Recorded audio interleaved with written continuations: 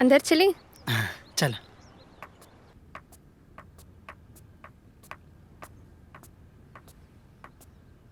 बहुत शानदार घर बा तोहार। लगता है भाभी को फिर से दौरा पड़ा है। अ, अ, अ,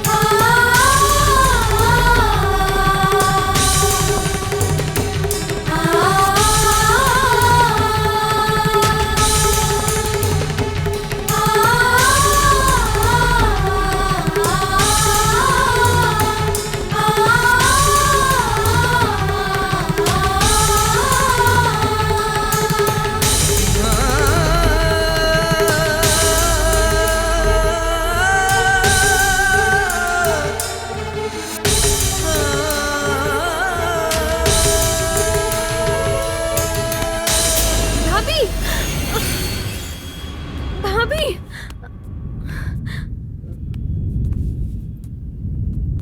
भाभी।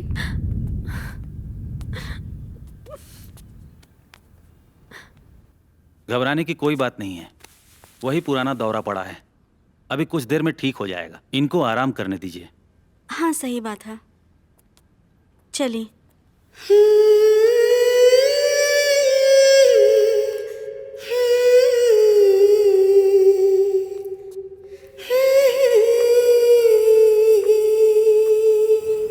वो मेरी भाभी है। बाकी इनकरी हालत भल कैसे? शादी के बाद भैया भाभी को विदा कर कर ला रहे थे। बड़ी मनहूस रात थी।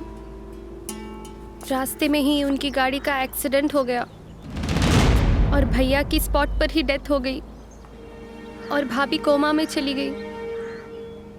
बहुत दिनों बाद जब भाभी को होश आया और जब उनको पता चला कि भैया की डेथ हो गई है, तो वो उनकी मौत का जिम्मेदार खुद को ठहराने लगी। और जब भी भैया की उनको याद आती है तो बड़ा अबनॉर्मल सा बिहेव करती हैं। बहुत बार आत्महत्या करने की भी कोशिश कर चुकी है। शायद वो जीना ही नहीं चाहती।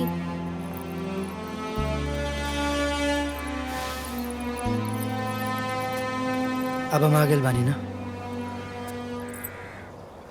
तब हम उनके जिए के सलीका सिखाई। क्या मतलब? तुम? आरोही, हम और तोहार भाभी अमृता बियाहे से पहले हमने के बहुत अच्छा दोस्त रहनी। उनकर बहुत एहसान बा हमरा ऊपर। बल्कि आज जौन चिंटू के तू देख रहल बाड़ू ना, ये चिंटू सिर्फ उनकरे वजह से बा। और अब समय आ गइल बा उनकर एहसान चुकावे के।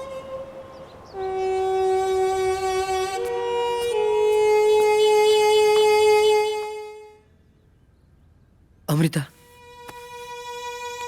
ए अमृता, देखा हमके, हम चिंटू। अमृता, जिंदगी जिए के सीख देवे वाली के जिंदगी कैसे ठहर सकेला? तू ही नु कहत रहलो कि केहू है कि चल गेला से जिंदगी ना रुकेला। तो फिर तोहार जिंदगी कैसे रुक गई?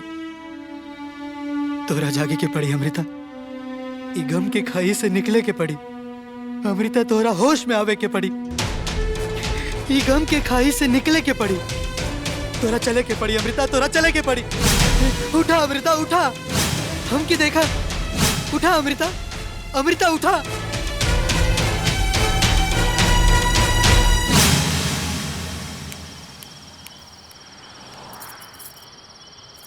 अर्जुन, और कितना टाइम लगी? 2 मिनट लगी बस। हे जल्दी करा यार।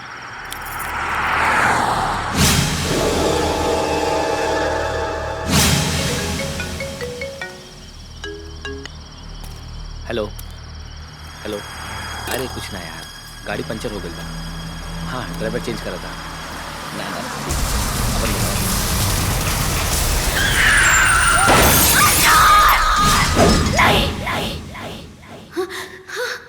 अमृता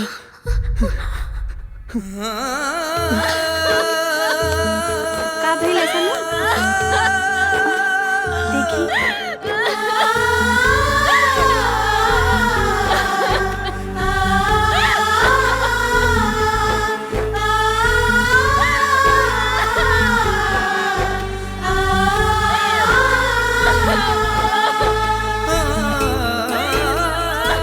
अपने आप ये संभारा अमृता।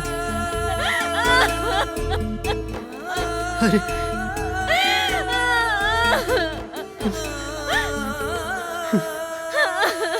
अपने आप के संभारा।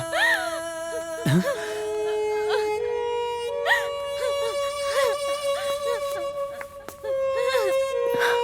भाभी,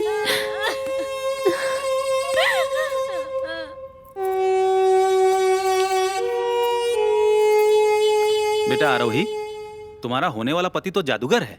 बहू रानी को ऐसा मोटिवेट किया कि वो सदमे से बाहर आ गई। हाँ पापा, अब सही कह रहे हैं। ये हैं ही इतने स्पेशल, इसलिए तो मैंने इनको अपना लाइफ पार्टनर बनाने का फैसला किया है। हाँ बेटा, तुम्हारा फैसला बिल्कुल परफेक्ट है। इनको दामाद बनाना हमारा सौभाग्य होगा। ए जी, आज बहुते शुभ दिन है। आज ही पंडित जी के बुला ली और ब्याह के मुहूर्त निकलवा दी। हाँ हाँ, पंडित जी को बुलाते हैं, दामाद जी के घर वालों को भी सूचना देनी है। हेलो, मोहब्बत होना ही जरूरी है। माय डार्लिंग, माय स्वीट हार्ट चिंटू। पापा आपकी तारीफ कईनी हा, दिल खुश हो गई। बस 10 दिन में हमनी की शादी बा, पर मन तो ऐसन करता कि आज ही सुहाग रात मना ली। ये सब बेकार के बात है। ये बेकार की बात ना, हमरा प्यार की फीलिंग की बात बा। अपना फीलिंग के कंट्रोल करा, वरना तोरा मम्मी पापा की नजर में तू ना हम गिर जाए। तू जाके सुता। ओके बाय।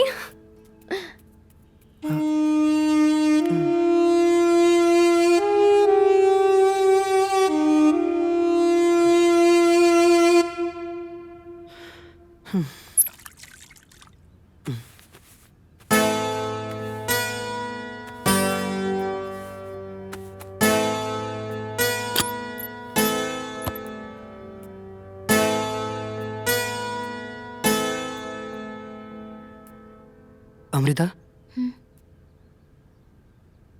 नींद नहीं क्या आवत? नींद कैसे आई चिंटू? केहू के बुलावल इतना आसान नहीं के। कोशिश करके देखा, इतना कठिन भी नहीं है। हमार छोड़ा, अपन बतावा यहाँ कैसे? अजीब संजोग बा। आरोही अपना मम्मी पापा से हमके मिलावे खातिर ले आयल रही। हमनी के शादी होके वाला बा। अरे वाह, ये तो बहुत खुशखबरी की बात है। इतना खुशी के बात बता दिला और गले ना लगला अपन दोस्त के। हाँ पक्का, तुम्हें आना होगा। मैं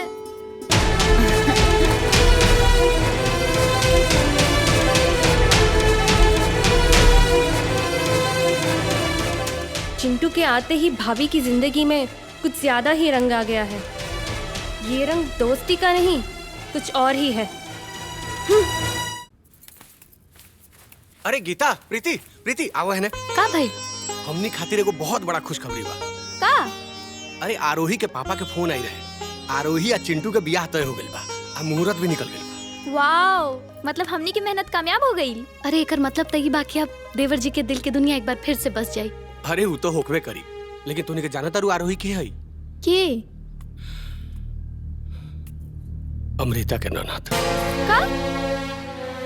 सच कहेला लोग, ई दुनिया कितना छोट बा, केहू ना केहू कभी ना कभी टकराइए जाला।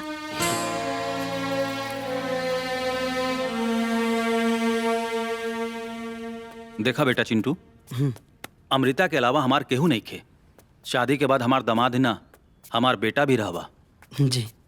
पापा, भाभी बहुत दिनों से घर में बंद बाड़ी, हम सोचत तानी इनका के कहीं घुमावे ले जाए। बेटा तू तो हमार मुंह के बात छीन ले लू। ले जा अमृता के कहीं घुमा लावा, हमके कोनो आपत्ति नहीं खे। थैंक यू पापा। चिंटू जी अपना बैग पैक कर लीजिए, हम अयोध्या घूमने जाए। क्यों भाभी?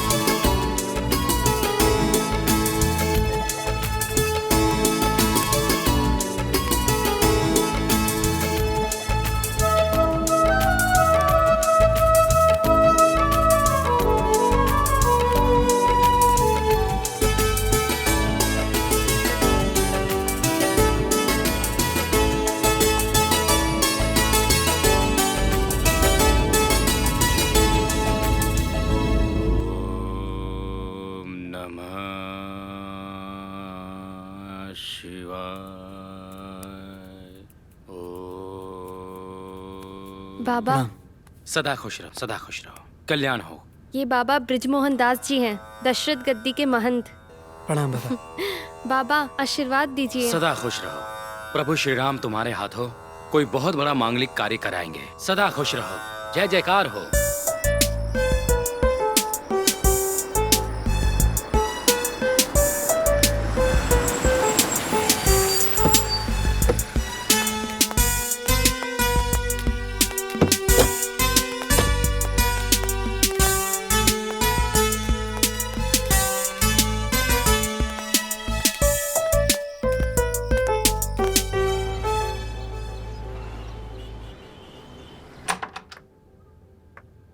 क्या भाभी, आप फिर से अकेली चुपचाप बैठी हैं? हम अयोध्या घूमने आए हैं ना, जाइए फटाफट तैयार हो जाइए। ना, हमके जाए के मन नहीं खे, तू लोग जा घूम के आवा। वैसे भी धनी लोगन के बीच में हमार कौन काम बा। वाह भाभी, आप कितना सोचती हैं हमारे बारे में। काहे न सोचब अपन बबनी के बारे में। जा तू और चिंटू घूम के आवा, हम जाता नहीं फ्रेश होके।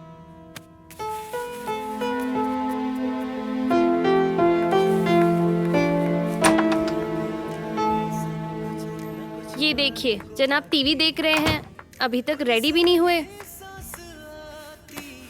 हेलो हेलो, मैं आपसे बात कर रही हूँ। आरोही, मन बहुत अलसा रहल बा। डोंट वरी डार्लिंग, हम आपको फुर्ती दे देता नहीं। फुर्ती के संभाल के रखा, आगे काम आई। हम कल के लिए आज क्यों स्पॉइल करें? हम कल भी मस्ती में रहेंगे और आज भी। चलिए फटाफट रेडी हो जाइए, हमको अयोध्या जाना है आरती देखने। आज कहीं जाके मूड नहीं है। तो एगो काम करा ना, तू भाभी के लेके चल जा। हमार बिल्कुल मन नहीं के करत। आजकल पता नहीं आपके मूड को क्या हो गया है। अरे यार ऐसा कोनो बात नहीं है, वो थोड़ा सा हैरेसमेंट बा यही से। अब हम नहा क्या होता नहीं। हाँ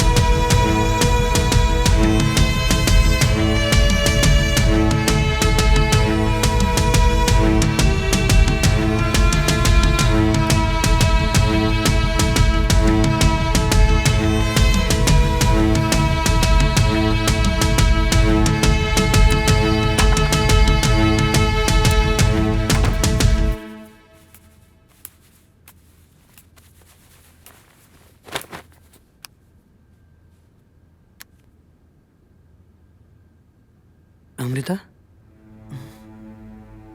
आज रात को 8 बजे घाट पर मिलते हैं।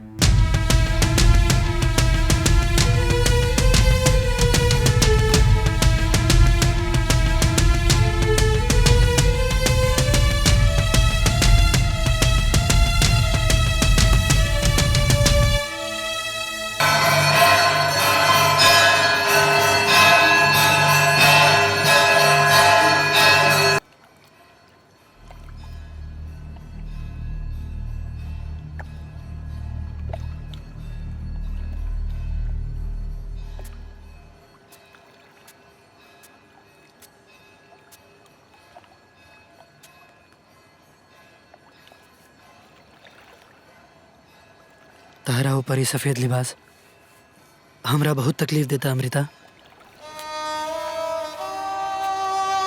हमार हिस्सा के दर्द तू मत सह चिंटू।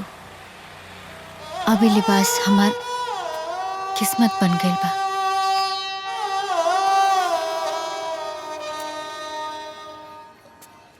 तू चाहबू तो तोहार किस्मत बदल सकेला अमृता। हमार चाहत के सिलसिला अब खत्म हो गई बा। तू और आरोही खुश रहा, भगवान से यह प्रार्थना हुई।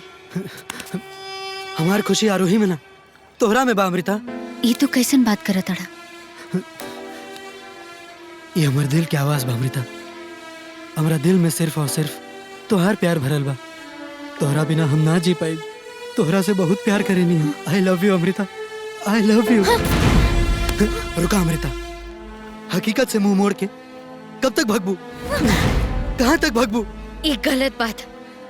ये पाप ना, ये प्यार है अमृता, ये प्यार है। प्यार करे के अधिकार हम खो चुकल बानी। हम विधवा हो चुकल बानी, विधवा। हम तोहरा के सुहागिन बनाई।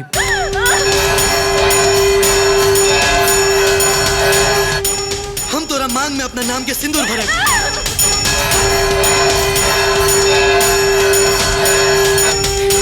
फिर तोरा माथा पर बिंदिया चमकी।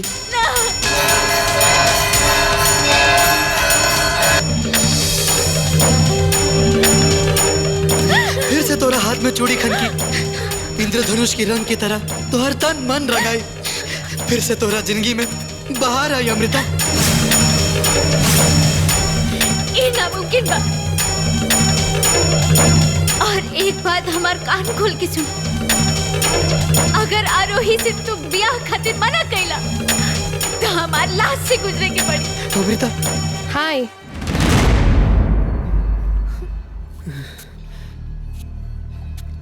अरे आरोही, तू है जा। ये सवाल तो हमके आप लोगों से पूछे के चाहिए। लगातार डार्लिंग, तू शादी खातिर तैयार नहीं खा। बोलो तो शादी के दिन आगे बढ़ा दी। एका कहा तड़वा रूही, शादी तो उहे दिन हुई जौना तारीख के तय भइल बा। तो चले। चिंटू, मेरे पास एक प्लान है कैसन प्लान? जिससे तुम्हारी उदासी भी खत्म हो जाएगी और भाभी की बेरंग जिंदगी में रंग भी भर जाएगा। हम उदास नहीं की और ये सब छोड़ा, प्लान बताओ। प्लान ये है कि क्यों ना हम आपकी बेस्ट फ्रेंड हमारी भाभी की दोबारा शादी करा दें। तो क्या लगा था कि वो शादी खातिर तैयार हो जाइए?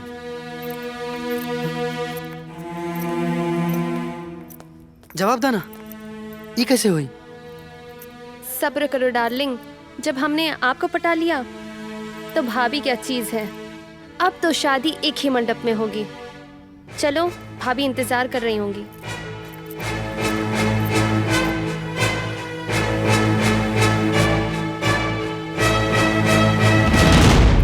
हेलो, नमस्ते अंकल, हम आरोही बोलतानी। हाँ बेटा, नमस्ते नमस्ते। का समाचार बा? सब ठीक बा अंकल, हम आपकी सहमति खातिर फोन केले बानी। का? हम आपकी बेटी की शादी करवावे के फैसला केले बानी अंकल। अरे बेटी, तोहार फैसला अति उत्तम बा, बहुत सुंदर बा। बाकी बेटी, ई समाज विधवा विवाह के मान्यता ना देला, बहिष्कार करेला बेटी। हम समाज की खुशी खातिर अपन जवान भाभी की कुर्बानी ना देब। आप हमरे फैसले से खुश बानी ना? जी बेटी, हम तोहरा फैसला से बहुत खुश बानी। अरे बेटी, तो हमारी बेटी की उजड़ल जिंदगी बसाए रहल बाड़ू, ऐसे बढ़ के खुशी हमारा खातिर और का हो सकेला। तो ठीक बा अंकल, भाभी की कन्यादान खातिर आ जाए। ठीक बा बेटी, ठीक बा। ई का पापा, दीदी के शादी फिर से करावल जाता का? हाँ बेटा। केकरा से? वो तो हमारा के ना मालूम, लेकिन अमृता के लोग दुश्मन थोड़ी बाड़न। कहीं अच्छे से देख सुन के करत हुए हैं लोग।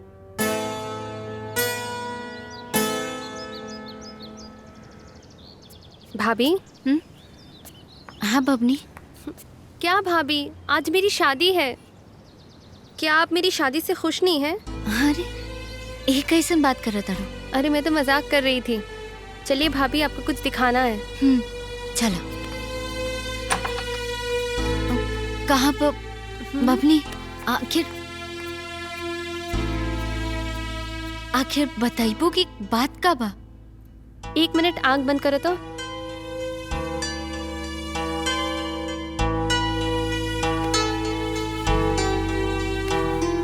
देखा तो, ई शादी का जोड़ा तोहरे पे कैसन लगा था?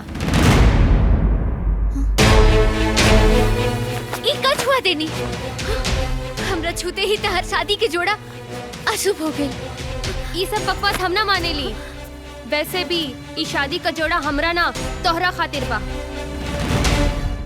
एका कहतड़ू, ई जोड़ा हम पहिना तहर दिमाग के ठिकाने पे बा? ठिकाने पे बा भाभी, काहे कि हम हमेशा से तोहरा के इस सफेद लिबास में देख ले बानी।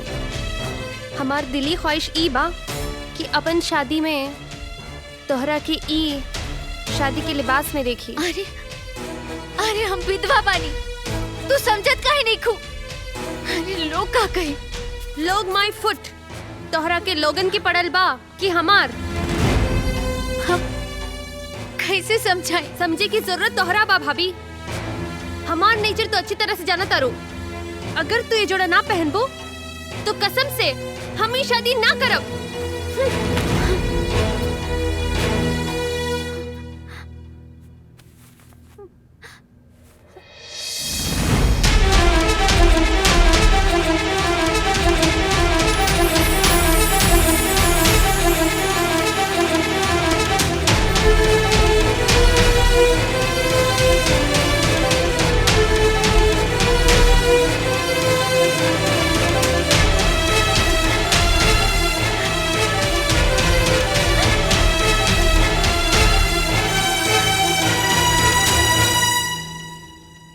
हे भगवान, एक कौन दुविधा में डाल देनी। आज हम चिंटू सुपर एक्साइटेड बानी, बहुत खुश बानी हम। हाय। हेलो। कैसा लग रहा हूँ? सुपर्ब, आ गई तुम? Very good. इनसे मिलो चिंटू, ये है मिस्टर बलवीर, भाभी के होने वाले हस्बैंड।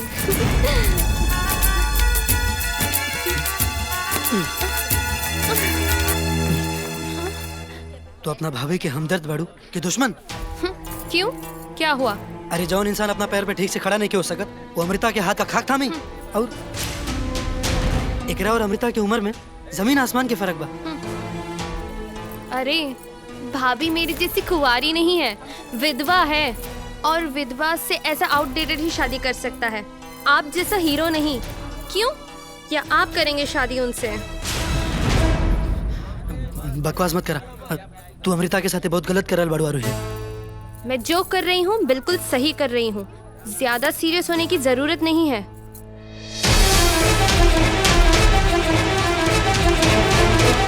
चलिए, दुल्हन आ गई।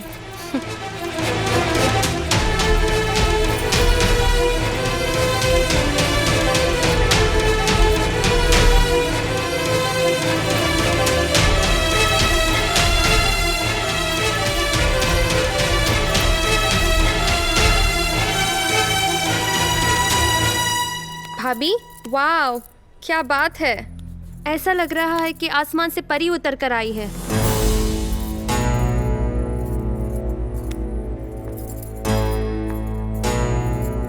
मुझे पता है आप लोग एक विधवा को ऐसे लिबास में देखकर हैरान होंगे, और होना भी चाहिए। ये हैरत अंगेज करने वाला कारनामा मैंने किया है। आइए भाभी।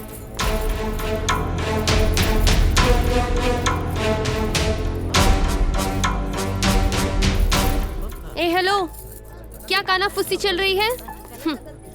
समझ गई, आपने कभी विधवा की शादी होती हुई नहीं देखी होगी ना, इसलिए मेरी तारीफ कर रहे होंगे। शादी? ई का बात कर तारू बबनी? वाह, लो कर लो बात। शादी का जोड़ा पहन लिया, तैयार भी हो गई, और मेरी भोली भाली भाभी को पता ही नहीं कि इनकी शादी होने वाली है। बलवीर, वो देखो तुम्हारा डायनामिक दुल्हे राजा। बस करो बबनी, बहुत कलेलू मजाक। अरे राउर जिद खातिर हम ई जोड़ा पहन के आ गई नी, पर शादी इतना बड़ पाप हमरा से ना हुई। पाप? ये पाप नहीं, पुण्य का काम है, पुण्य का। क्यों पापा? बिल्कुल ठीक बेटा, तू हमार बहू ना, हमार बेटी भी बाड़ू, और यही में तुहार भलाई बा। हाँ बेटी, अरे वही तुहार उम्र का बा बेटी, पहाड़ जैसी जिंदगी पड़ल बा। हम ही बाबू साहब के विचार और इनके परिवार के विचार के एहसान मंद बानी, जे आज के युग में अपनी विधवा बहू को ब्याह कराए रहल बा। बाबू साहब, हम ये एहसान जिंदगी भर न भूलब, पूरी जिंदगी अरे न भूलब। कैसन बात करत तानी जरुआ। अरे केहू हमरा से पूछे कि कोशिश भी कैला कि हम शादी कर चाहता नहीं कि ना? क्यों? क्यों? क्या कमी है बलवीर में? कहीं ऐसा तो नहीं कि तुम्हें किसी और से प्यार है? बेहुदा बात करत तानी। सच कह रही हूँ मैं, तुम्हें मेरे होने वाले पति चिंटू से प्यार है।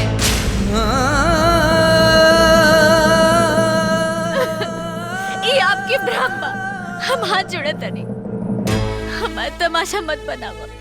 तमाशा? तमाशा तो तुम बना रही हो अमृता। क्या मैं पूछ सकती हूँ किस अधिकार से तुमने अपने मरने का वास्ता देकर चिंटू को मुझसे शादी करने के लिए मना लिया?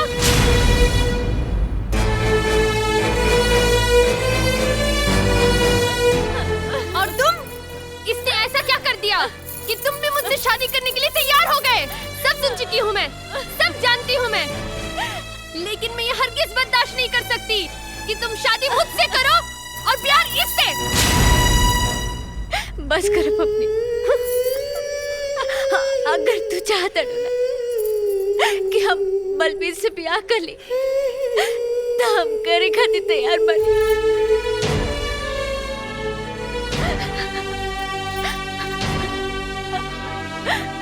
बलबीर, चल।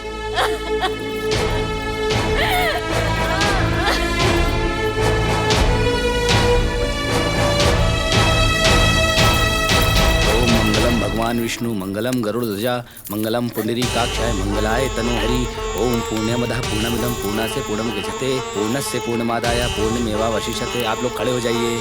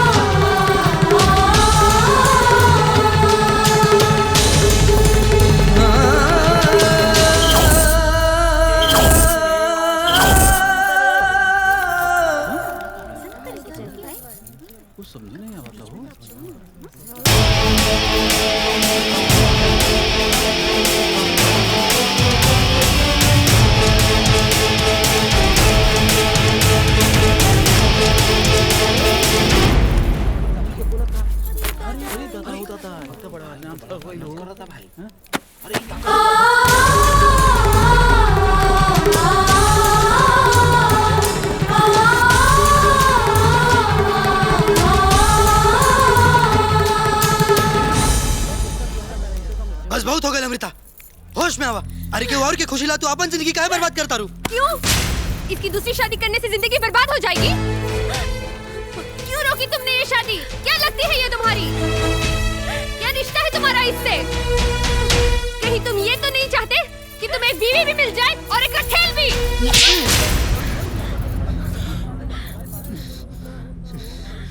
तू जानना चाहता रू ना हा? कि इनका से का रिश्ता बा हमार?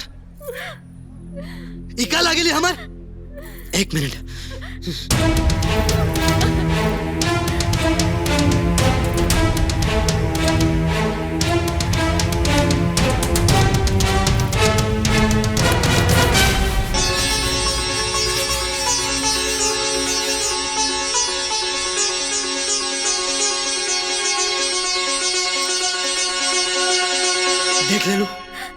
देख ले लू का रिश्ता बा इनका से? ये हमार धर्म पत्नी बाड़ी। समझ में आ गई ना? केहू के कोनो भी सवाल बा तब पूछा। बा केहू के कोनो दिक्कत? बोले कि बा केहू के कुछ?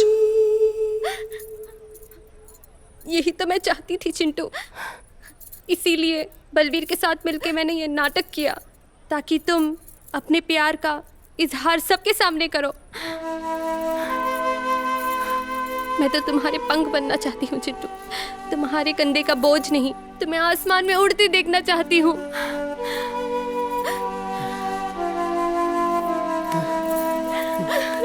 आरोही,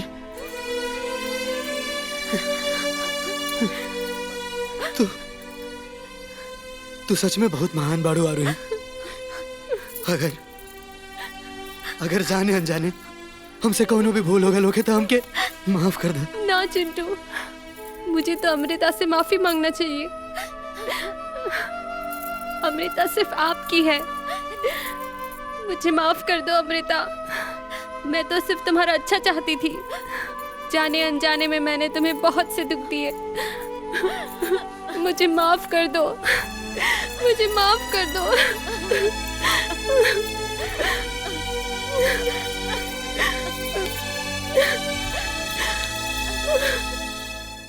ए राजा जी, हम रोआ से प्यार करेंगे।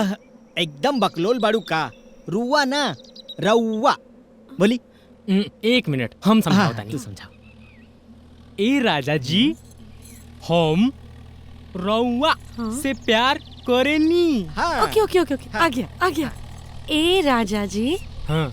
हम रावा से बहुत प्यार करेनू। अरे भगवान, रावा साबुन तेल आटा मैदा ना, रुआ ना, रउआ रउआ रउआ। हाँ ट्राई। अरे भाई, एकरा के भोजपुरी सिखावल आ यहाँ से कलकत्ता पैदल गई बराबर बा। अरे हाँ, यहाँ क्या बोले ले?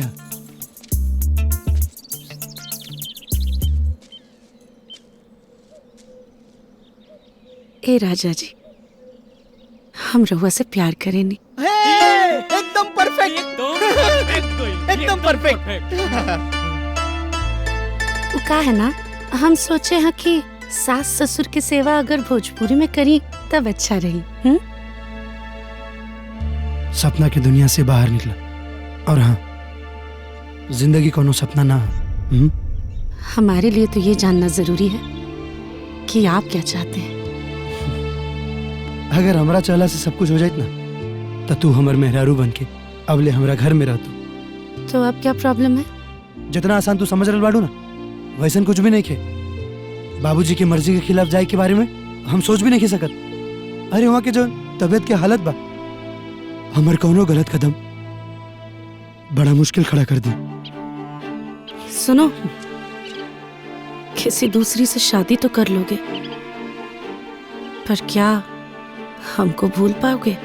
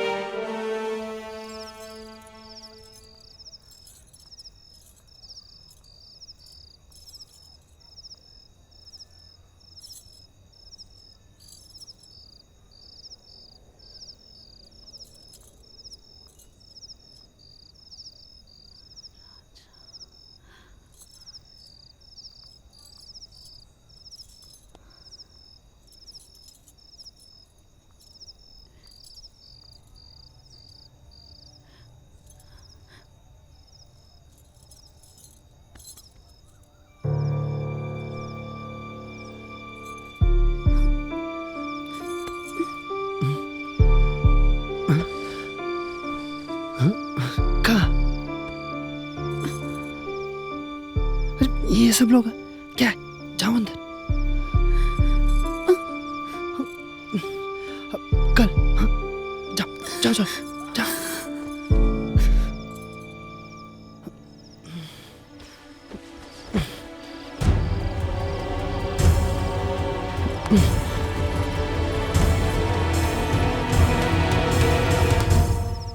क्या कर रही हो? क्या कर रही हो तुम? कोई देख लेगा तो तमाशा हो जाएगा। तमाशा? यहाँ मेरे प्यार का तमाशा हो रहा है और तुम्हें दुनिया वालों से फर्क पड़ रहा है। तो क्या करूं? क्या करूं मैं? क्या करूं मतलब? ऐसे चुपचाप किसी और से शादी कर लोगे? देखो, अपना बात हाथ से निकल रही राजा, प्लीज यार कुछ करो। मैंने तुम्हें पहले भी बताया था, ये शादी ब्याह मजाक नहीं है। इसको मजाक मत समझो। ये शहर नहीं है कि कल किसी और के साथ और आज किसी और के साथ। यहाँ आदमी खुद से ज्यादा अपने परिवार, खानदान और समाज के बारे में सोचता है। तुम जाओ जाओ, जाके सो जाओ।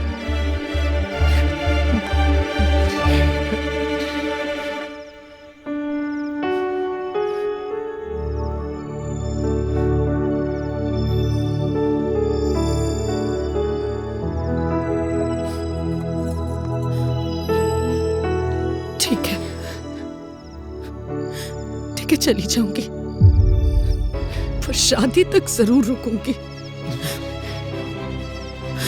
तुम्हारी दुल्हन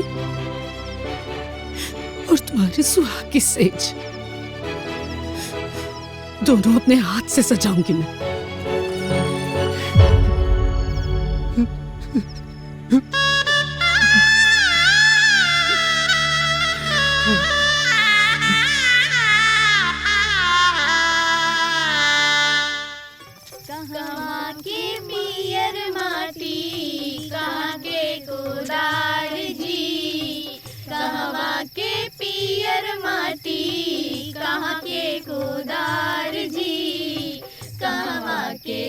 साथ सुहागिन माटी कोड़े जात जी कहवा के साथ सुहागिन माटी कोड़े जात जी कहवा के पियर माटी कहाँ के कोदार जी कहवा के पियर माटी कहाँ के कोदार जी कहवा के साथ सुहागिन माटी कोड़े जात जी कहवा के साथ सुहागिन माटी कोड़े जात जी कमला के पियर माटी सुन के कोदार जी। अरे जाए ना भाभी, जाए ना, जाए। हाँ हाँ मामी भी। नहीं, आप घबराइए मत। मैं आपको परेशान करने नहीं आई हूं। किसी ने सच ही कहा है, चूड़ियां तो ऊपर वाला बनाता है। कल इस समय पर आप दूल्हा बन के वरमाला पहन रहे होंगे।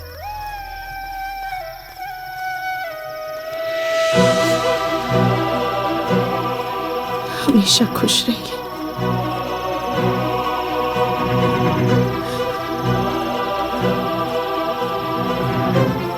आइए तुलसी जी।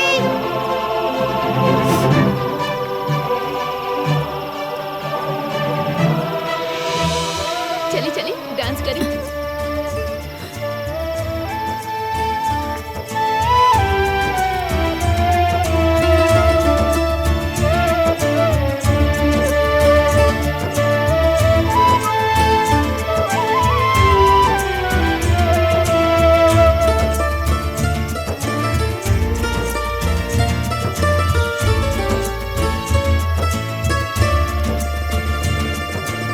भाई अब तू गलत कर रहल बड़े भाई।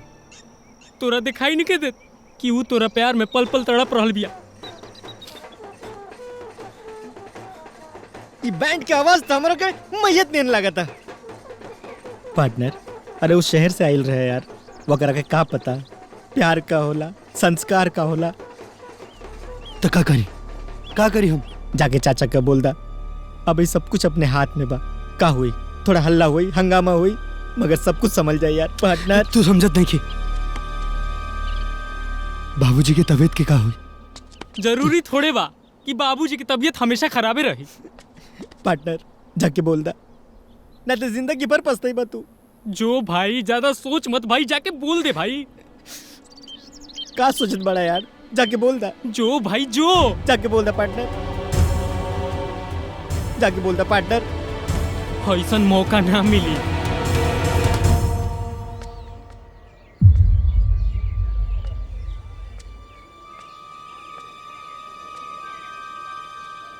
अरे जेकर दूधू को बेटा, ओकरा चिंता करे की कौन जरूरत बाजी। शांत रही, ज्यादा सोची मत, न तो और तबीयत खराब हो जाए। का हो गल बाबूजी की?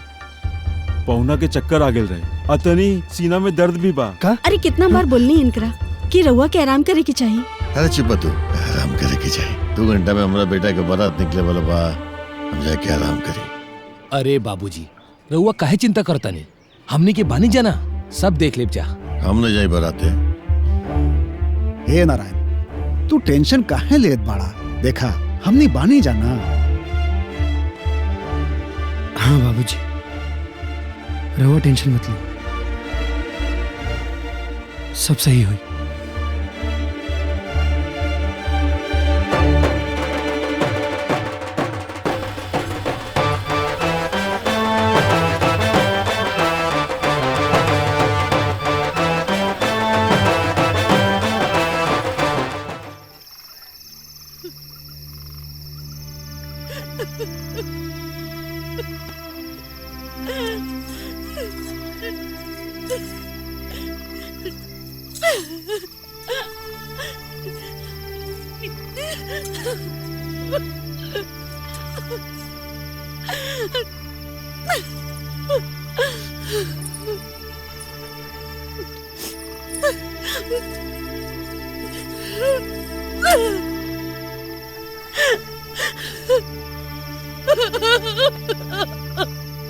नहीं बे उचवा पे मड़ई अच्छी रही तो कल ही के ना अच्छी रही तो कल ही के ना।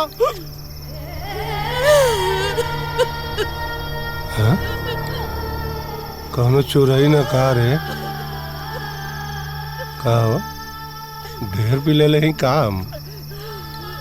चल के देखी था कौन बैठे लिया है। ए लगी यहाँ कहाँ बैठल बाड़े रे? हाँ? इतना अंधेरिया रात बा अतः अकेले लड़की है बाबू। ये जुग जमाना ठीक नहीं के। हाँ जो अपना घरे जो। अरे तोरा से कहता नहीं घरे जो। घर जो जो।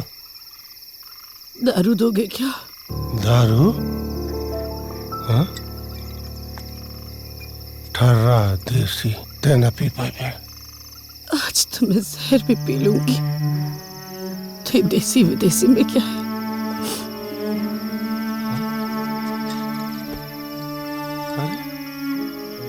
सारा नशे उतर गया।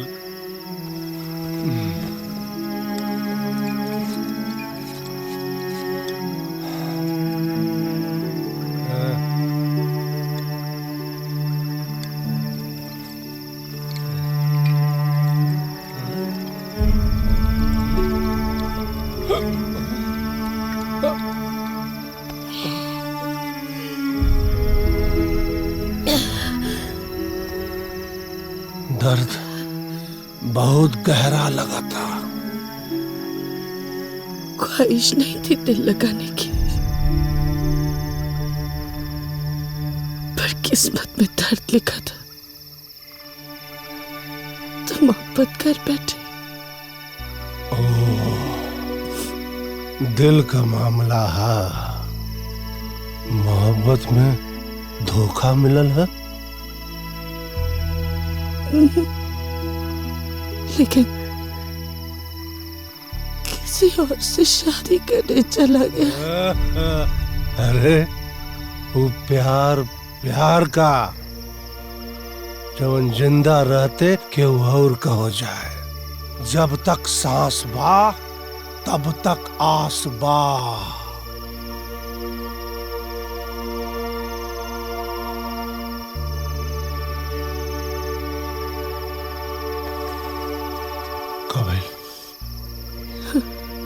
चले हाँ? तो हम भी पूछ लें सरेआम रुसवा के महफिल में क्या मिले ही क्यों थे जब हमें मिलना न था।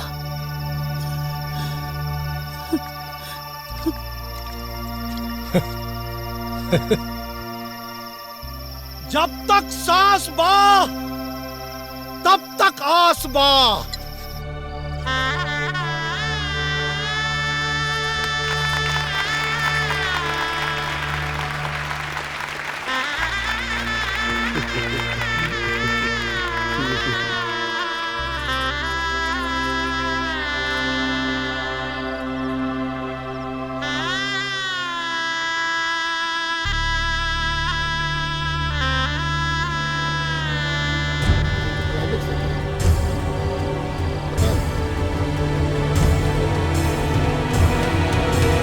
राजा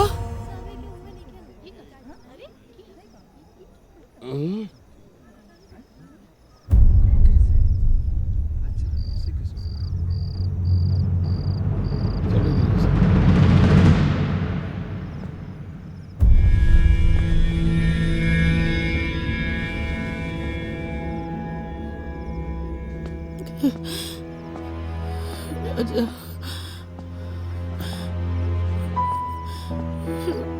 अब यहाँ क्या करने आ गई तुलसी?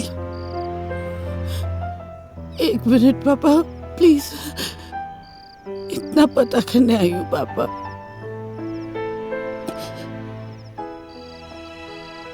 क्या मेरी गलती इतनी बड़ी है? शंभू तमाशा मत कर भाई। यहाँ तुलसी के लेके जा घर है। ठीक है चलो चलो मेरे साथ। अरे रुकिए ना पापा रुकिए ना।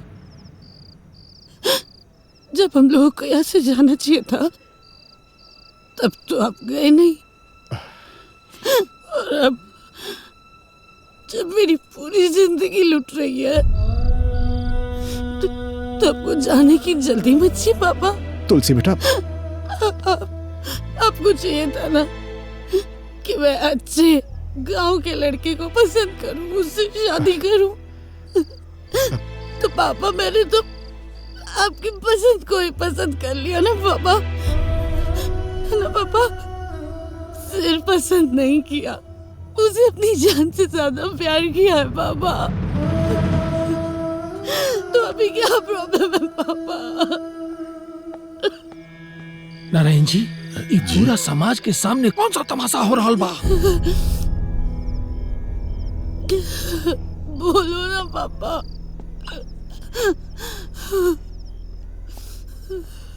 तुलसी, यहाँ तमाशा मत कर। पूरा समाज के बीच में हमारा इज्जत से खिलवाड़ मत कर। चाचा जी, मैं तो खुद ही तमाशा बन गई हूँ, और जिंदगी जिसके साथ इतना बड़ा खिलवाड़ कर रही हो वो किसी की इज्जत के साथ क्या खिलवाड़ करेगी? मैं शहर में नहीं जानती थी कि प्यार क्या होता है, रिश्ते नाते सब क्या होते हैं, परिवार का अपनापन क्या होता है। पर अब जब समझ गई हो तो आप मुझे इतनी बड़ी सजा क्यों दे रहे हैं? बोलिए ना चाचा जी, बोलिए ना। मैं राजा से बहुत प्यार करती हूँ चाचा जी। मैं उसके बिना नहीं जी पाऊंगी। मैं आपसे भीख मांगती हूँ, मुझे अपनी बहू बना लीजिए प्लीज। प्लीज चाचा जी। पापा पापा पापा, चाचा जी को बोलिए ना, मैं बहुत अच्छी बहू बनूंगी। मैं बहुत अच्छी बहू बनूंगी। आप जो बोलेंगे वो सब करूंगी, घर का सारा काम करूंगी। मैं पूरे दिन घूंघट में रहूंगी। आपकी आवाज देने से पहले ही मैं आपको पानी चाय सब ला के दूंगी, सब कुछ करूंगी। पर राजा के बिना मैं मर जाऊंगी। प्लीज ऐसा मत करिए, प्लीज। बस बहुत हो गई। अरे लड़की को उठा के फेंक यहाँ से। देखा तो मारे, फेंक उठा के एकड़ा।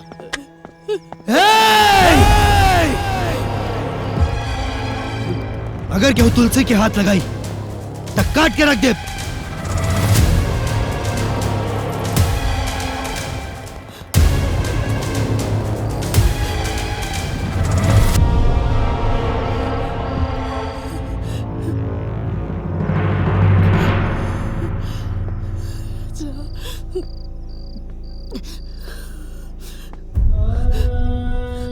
राजा, राजा, हम तोहरा के यह समझावे की कोशिश करत रहनी कि सपना और हकीकत में बहुत अंतर होला तुलसी। राजा मेरी बात सुन। जवन तू चाह रहल बाड़ू ना वो सपना है, और संध्या से हमार बिया हकीकत। चल जा यहाँ से, अब कौनो बात ना। चल जा यहाँ से।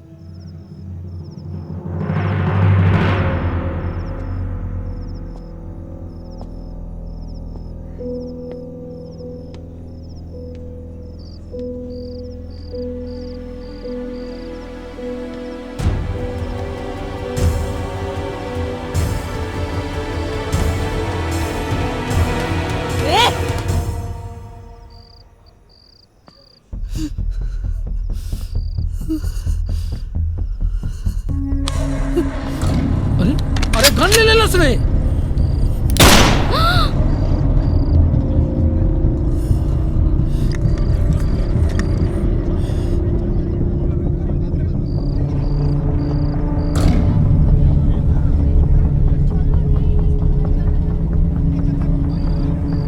तुम मेरे नहीं हो सके तो किसी और का भी नहीं होने दूंगी। मुझे मारोगी? मार सकती हो मुझे? मार दो। वैसे भी तुम्हारे बिना जीना मौत के बराबर ही है। किसी और के हो जाओगे तो मर जाऊंगी। तुम जो मर गए तब तो वैसे ही मर जाऊंगी।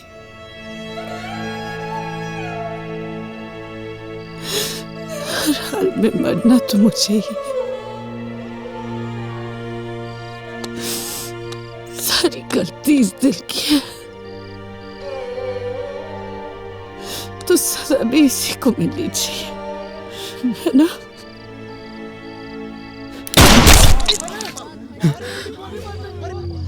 तुलसी बेटी,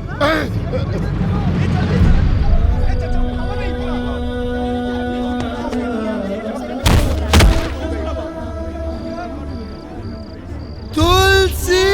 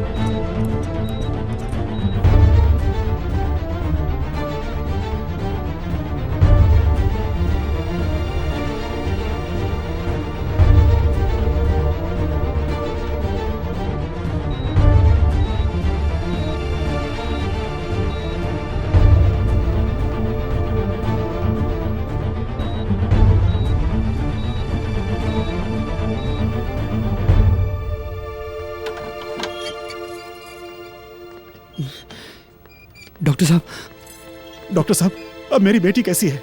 गोली कंधे को छूते हुए निकल गई है। She is out of danger. हे भगवान।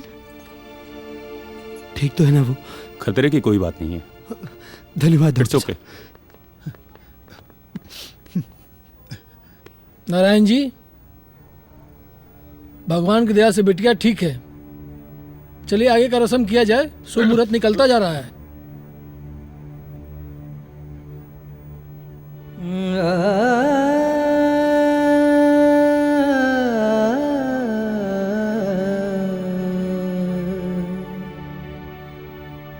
ई शुभ मुहूर्त हमरा खातिर ना रहल। ई का बोलो तरु संध्या? हम सच कहतानी, हमार जोड़ी राजा के साथ बनल ही ना रहे कभी। तू पागल हो गई बड़ू का? हम पागल नहीं की भाई, बस रहुआ के ये पता ना बा कि राजा जी की रूम रूम में बस तुलसी बिया और तुलसी के रूम रूम में बस राजा जी बसल बाड़न। अरे लेकिन हमनी के गांव समाज में भी मुंह दिखावे के बा। गांव समाज तो सीता जी के भी ना छोड़ ले। गांव और समाज के चक्कर में अपन जिंदगी बर्बाद कइली, ये कौन सा होशियारी बा भैया? संध्या, तू समझे के कोशिश करा। संध्या ठीक कह रहल बिया, रउआ समझे के कोशिश करी।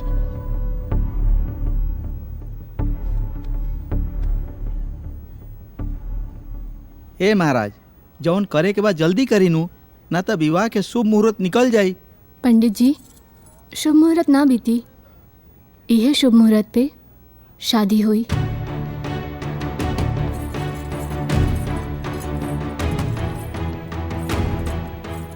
राजा जी चली, राउर दुल्हन अंदर बाड़ी।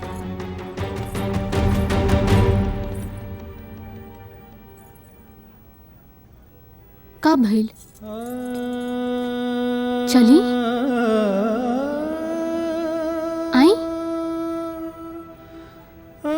आई ना राजा जी।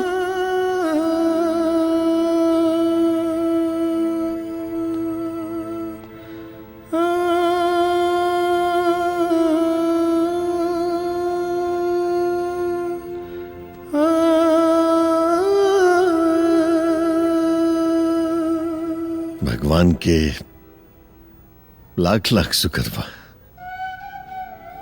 कि ऐसन बेटा हमरा के दिलन।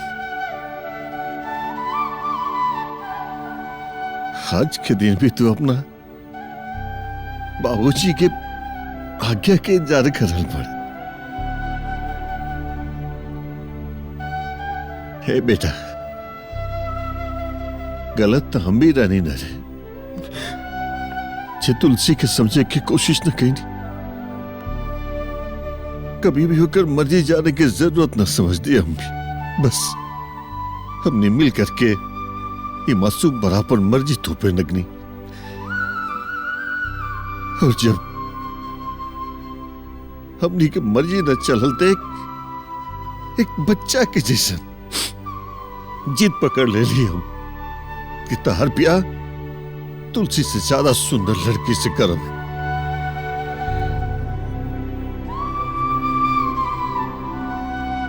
गलत तो हम भी रहनी डर। हमारे बेटा अपन बाप की जिद में पूरा जीवन ऐसे ही घुट घुट के बिताई था।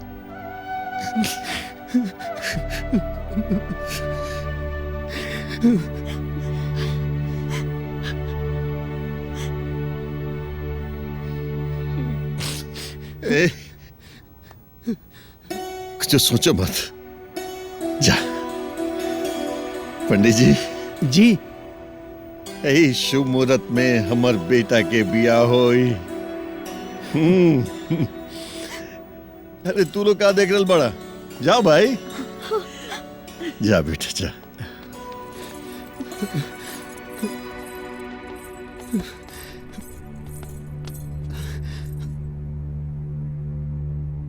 तुलसी, ए शंभू,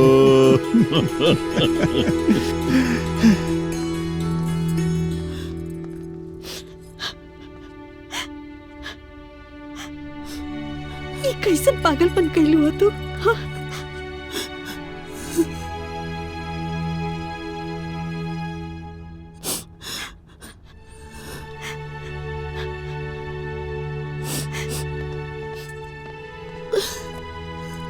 आंसू बचा के रखा तुलसी, विदाई के समय काम आई।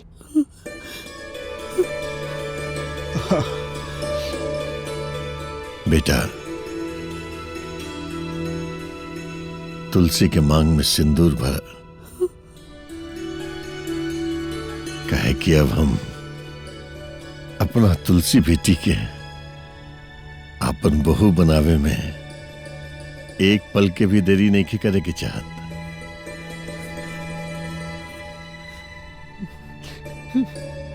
राजा जी, सिंदूर लगाई।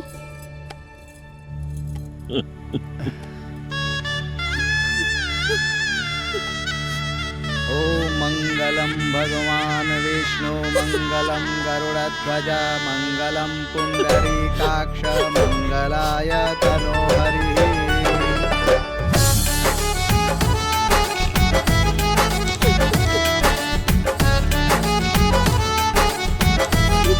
मिलन के चाह मन में होता दिल मजबूर हो जाला। धूल में फूल खिल जाला, महक मशहूर हो जाला।